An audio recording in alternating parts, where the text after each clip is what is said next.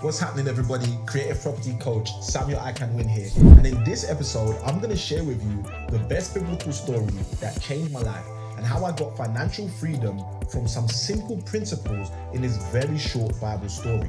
This video is going to address how I used to see property, and more importantly, how I would go on to make money from property and how these things contributed to making me a first generation entrepreneur in control of millions of pounds of property. So let's go. First and foremost, welcome to the video. This is the YouTube channel where our community are getting together and sharing how to become more creative property investors using resources and revenues that are hidden in plain sight. We're putting out videos more regularly to hopefully be helpful to you, as well as to share a little bit more from a higher level education perspective, as well as what I get up to when I'm not making these videos, so you guys will have a backstage idea of what makes me me. In this episode, I'm going to share with you how the Bible has made a major impact in my life. One thing that I realized when I was growing up was that the system that I was taught in school, the whole be a good person, go to uni, get a job, long term wasn't going to work for me. And that's just because I'm more passionate about helping others than I am about helping myself. And so before I begin, if you haven't done so already, make sure that you follow our business page on Facebook. You do this when you click like on our business page. And if you're watching this on YouTube and get any value, make sure you click the thumbs up. Hopefully we'll earn a new subscriber with this video. But for those who are interested, we'll be doing a more regular study of Bible-based wealth principles for our Instagram community, for those of you who follow me over there. So just for the record, I'm not a pastor, I'm no longer a conventional teacher, and I'm certainly not a theologian. So please appreciate that the views I'll be sharing here are primarily my own. I'm simply applying the Bible just like any normal person out there would and could. I'm also not attempting to Bible bash nor preach you. I'm just a human being who's trying to figure out life and to surround myself with values and insights that serve me for the long term. And who knows, these same values and insights might even serve you too. So what has the Bible got to do with millions, and what has the Bible got to do with property? You see, when I turned 19, I decided that I wanted to start a career in sales.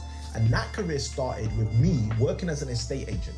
I was working for a family-owned agency, and as a result, there was not much training or explaining of how things were to be done. At around the same time in my life, I had just started reading the Bible for myself. This was mainly because I was released from prison about a year earlier and was mainly looking for some real direction for my life. You see, the Bible at that time had helped me deal with the loneliness of leaving my childhood friends in order for me to pursue a more noble and legitimate life. It was from that experience that I noticed that the Bible had some good principles that, when practiced, would produce great results. If you're anything like me, you may have heard some of the stories in the Bible. And up until I started reading the Bible for myself, that is what I believed the Bible was, a well-known book of stories, until I discovered that the principles in the Bible were much more than stories, and the results that would come of these principles were very much real.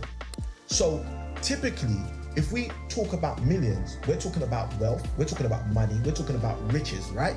So quite possibly, we're even talking about treasure. Well, this brings me to the short passage that I found, which helped me connect the Bible with my property journey as well as wealth. You see, this passage is found in Matthew chapter 13, verse 44, and it is actually my favorite parable in the whole Bible. The reason it's my favorite is because it is a whole story in just one verse. And I sometimes find it challenging to summarize things as well as this verse has shown me how to do so. So what does it say? Well, it says, "Again, the kingdom of heaven is like unto treasure hid in a field, the which when a man hath found, he hideth, and for joy thereof goeth and selleth all that he has, and buyeth the field." So when I learned about this verse, I understood that treasure was a large sum of wealth. And in this passage, it was hidden. Yes, hidden in a field. Now, you think of a field for yourself, a vast coverage of grass, trees, and land. Lots to distract and subtract from the focus on the main thing. Now in this verse, make no mistake, the main thing is the kingdom of God. However, the application is that it is like wealth. So what are some of the keys that I took away from this parable?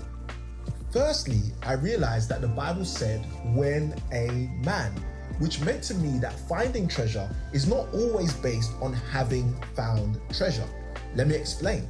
If there was a time that the man found the treasure, that means that there was a time before that when he didn't have the treasure. You may be thinking, so why is this such an important point? It's important because it allows me to say to you what I initially started saying to myself once I discovered this. It's totally fine that you do not have treasure right now. It's totally fine that you are not born with a silver spoon. And it's totally fine for you to be exactly where you are starting, with the key word being starting from. Now, I don't know about you, however, being able to accept where I am is one of the most liberating foundations I have ever discovered. Secondly, the parable states that the finding of this treasure leads the finder to hide it. Now, in the first instance, this puzzled me. If you had found treasure, why would you hide it? Until I started to realize that the very fact the treasure was hidden was a clear acknowledgement that the man had found something different.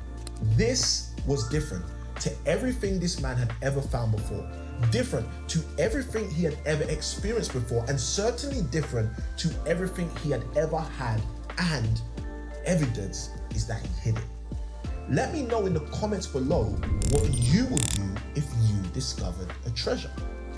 I submit to you that many more people would have much more treasure if we just got better at this simple part of the process.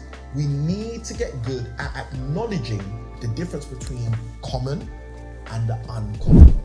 This reminds me of the advice that I once heard from Pastor John Bevere, who said, don't major on minors and don't minor on majors.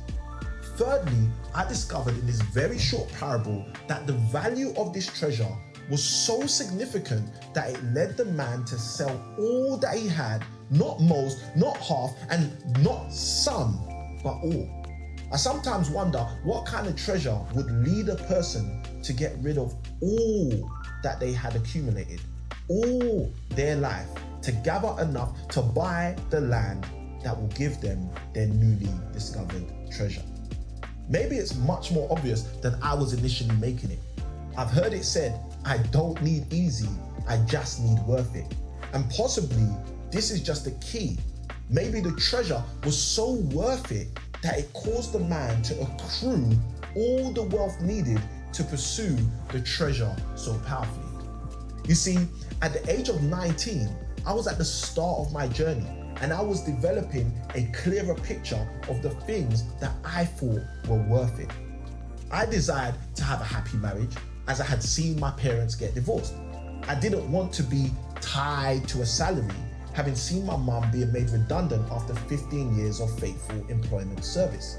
I desired to have children and not have to farm them off to babysitters at all sorts of times. And I also didn't want my children to miss life opportunities because I hadn't equipped them adequately for those opportunities. I guess at the age of 19, this was my worth it. So let's connect all of this to property.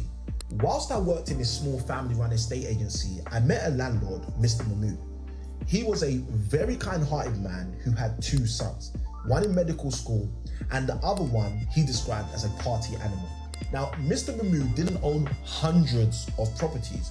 However, he was the biggest landlord that I felt I knew personally at the time with his small property portfolio, and he had a problem. You see, his problem was that his son in med school, the younger of the two, was not interested in property the slightest and had expressed this to his dad very clearly, whilst the party animal son was considered too much of a risk for Mr. Mahmood to consider leaving his properties to him. I think this is what created the foundation to our relationship, which allowed me to see a deeper insight into how this man had built his portfolio and the possibilities for me also. I sometimes ask myself about God's sense of humor, as I remember that right around the time that I was learning to accept where I was in my life in terms of what and who I had around me was the very same time that I met Mr. Mahmood and was exposed to a whole new world of property possibilities. So the journey started there. in the acceptance, not the questioning of why them and why not me, not the blaming of if them, then I would have, and not the pointing to when they, then are. You see, I truly hope this first point alone is liberating you. If you're the type of person who is 3 feet from success and just hasn't realized that your naming, shaming, and blaming is the only thing holding you back. Once I realized that property was the path for me, I didn't take that half-heartedly. As I usually encourage others to do, I leaned all the way in. I remember getting on teleseminars and web conferences, reading e-manuals and books to learn as much as I could about investing in property.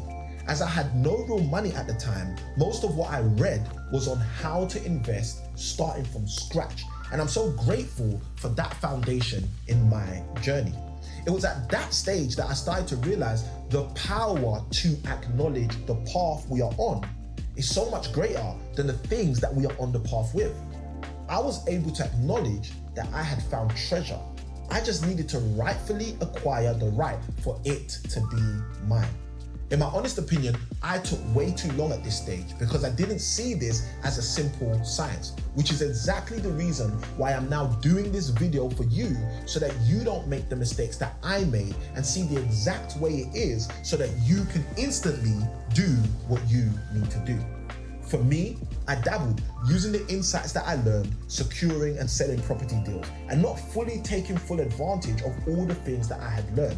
I had the excuse that I was studying my first degree, then my master's degree, then it was my job that was taking my time, and after getting married, I would often use my wife and family as an excuse. Until my wife one day made this aspect of acknowledgement undeniable.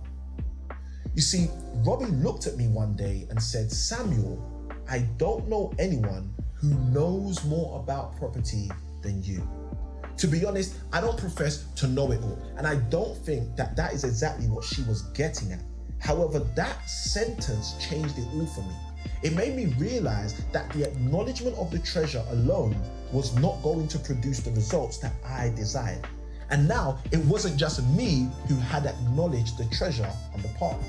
This was the point where I needed to get rid of all the stuff. Yes, the stuff that was holding me back, I needed to acquire.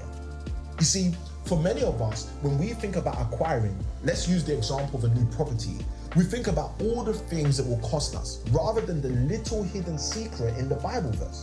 The man didn't get focused on the price of the land or the cost of the transaction. The man became singularly focused on what he had. Let me ask you the question: what do you have? You see, this simple question is your biggest key to acquiring and acquiring more. In the parable, it tells us that the man sold his stuff. However, our stuff could be our gifts, our skills, our talents, as well as our heaped up and collected belongings. It was the selling of his stuff that enabled him to acquire the land and ultimately the newfound treasure. This is exactly what I did. From 2012 to 2016, I went on a 4-year spree, giving up what I had and using what I received to acquire properties, some of which were acquired through ownership and others through management. However, it was my ability to follow the path of the man who ended up with the treasure that, before I knew it, allowed me to control over £2.3 million worth of property whilst generating in excess of £10,000 per month. I had advanced. You see, family, I don't have a theology degree nor a PhD. However, one thing I have realized is that lots of people go to church and still struggle with the idea of basic wealth principles that are in plain sight within one of the oldest books that are still on sale today, the Bible. You see, this simple verse found in Matthew 13:44 gave me this simple principle: accept wherever you are at, acknowledge whatever the real treasure is, acquire the treasure with whatever you already have, and you will advance. I get that for some of you, this was not the message that you were expecting. You wanted to hear me share how there is some magic dust in the Bible that will allow you to make millions without doing any work, from literally just visualizing success. Well, this video isn't for you guys. For those of you who know this message is for you, and maybe you've been sitting on your opportunities and being unwilling to accept where you are at. For those who have been procrastinating to acknowledge the real treasure in your life. To those who know that by trading what you have now, you will be quite possibly able to acquire everything you have ever wanted. This is for you. If any of you want to know why I feel so strongly about the Bible and how it has impacted my life, well, this is why. You see, these simple truths that I have found in this book have altered the course of my life. It didn't all change straight away. It didn't all change without any work. It didn't all change without any of my input. You see, there was certainly a process. However, seeing the process whilst you walk it out is so much more empowering than living a life of uncertainty and dissatisfaction.